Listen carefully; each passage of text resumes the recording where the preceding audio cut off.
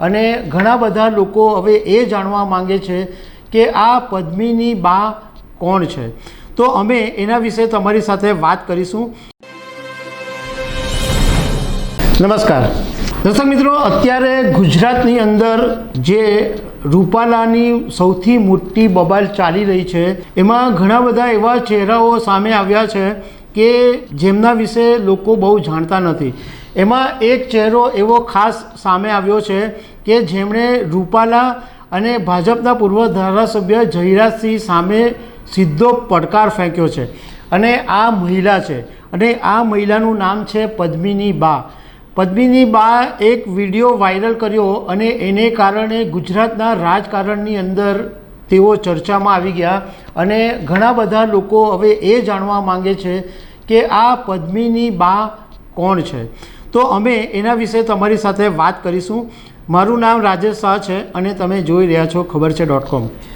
દર્શક મિત્રો, ભાજપે રાજકોટથી પરસોત્તમ રૂપાલાને ટિકિટ આપી અને એમણે રાજકોટની અંદર એક સભા કરી અને એ સભાની અંદર એમણે એક એવું નિવેદન આપેલું કે અંગ્રેજોના સમયે મહારાજાઓ હતા એ નમી ગયા હતા અને રોટી બેટીના વ્યવહાર કર્યા હતા। આ વાતથી રાજપૂત સમાજ એટલે કે ક્ષત્રિય સમાજ એટલો બધો રોષે ભરાયો, એટલો બધો ગુસ્સામાં છે કે આજે લગભગ 8 દિવસ થઈ ગયા પરંતુ હજુ એમનો ગુસ્સો શમ્યો નથી। હવે આ દરમિયાન બે વ્યક્તિઓ સૌથી વધારે ચર્ચામાં આવ્યા। એક તો ગઈકાલે ડૉક્ટર રાજ શેખાવત કે જેમણે ભાજપમાંથી રાજીનામાની જાહેરાત કરી અને રાજ શેખાવત જે છે એ કરણી સેનાના ગુજરાતના પ્રમુખ છે। એની સાથે સાથે પદ્મિની બા નામના એક મહિલા પણ સૌથી વધારે ચર્ચામાં આવ્યા કારણ કે એમણે એવી ચીમકી આપી છે અને પડકાર બી ફેંક્યો છે અને પરસોત્તમ રૂપાલા અને જયરાજસિંહ ગોહિલ એમના નામથી એમણે એવું કીધું છે કે આ બંનેને મારો પડકાર છે। જો ક્ષત્રિય સમાજનો ઉકેલ લાવવો હોય તો એ ઉકેલ એક જ વાતનો છે કે પરસોત્તમ રૂપાલાને લોકસભાની જે ટિકિટ આપી છે એ તાત્કાલિક રદ કરવામાં આવે। આ સિવાય કોઈ પણ મુદ્દા ઉપર અમે તમારી સાથે વાત કરીશું નહીં। જો તમે લોકસભાની ટિકિટ પરસોત્તમ રૂપાલાની કાપશો એ પછી જ અમારી સાથે વાત કરવા આવજો। તો આ પદ્મિની બાનો જે તેવર છે એ વિડીયોની અંદર દેખાય છે અને એ એટલે ઘણા બધા લોકોને હવે એ જાણવામાં રસ છે કે આ પદ્મિની બા છે કોણ। તો આ પદ્મિની બા છે એ 5 વર્ષથી ગુજરાતમાં રાજપૂત મહિલા કરણી સેનાના અધ્યક્ષ છે અને એમની અટક છે વાળા। એમના પતિનું નામ છે ગિરિરાજસિંહ વાળા અને ગિરિરાજસિંહ વાળા પોતે બિઝનેસમેન છે અને પદ્મિની બાને 2 સંતાનો છે। એમાં એક સંતાનનું નામ સત્યજીત વાળા છે અને બીજા સંતાનનું નામ પૂર્વરાજસિંહ વાળા છે।